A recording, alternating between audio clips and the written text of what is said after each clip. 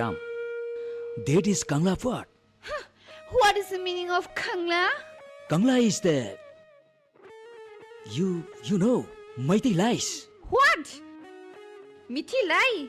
Maitai lies means you know Laifam. Life hum? Is khangidra As loiren tawise. Kari hai doino. Hare Rama, Hare Krishna, you know. Hare Rama, Hare Krishna. Yeah, I know. Yes.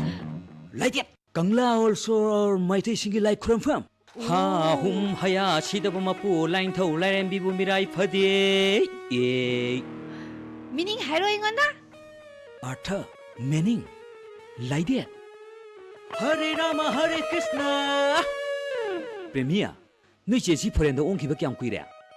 Chahi ani muksure. Sahi ani da Manipuri kauraba. Yang lian sida kauthar dinang gyan tani ne. What Kauthaba? No kauthaba. Kaukhre. Nang Manipuri kaukhre.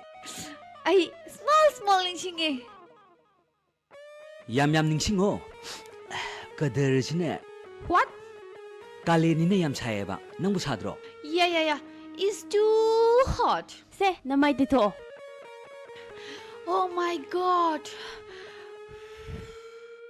Paktabada loire.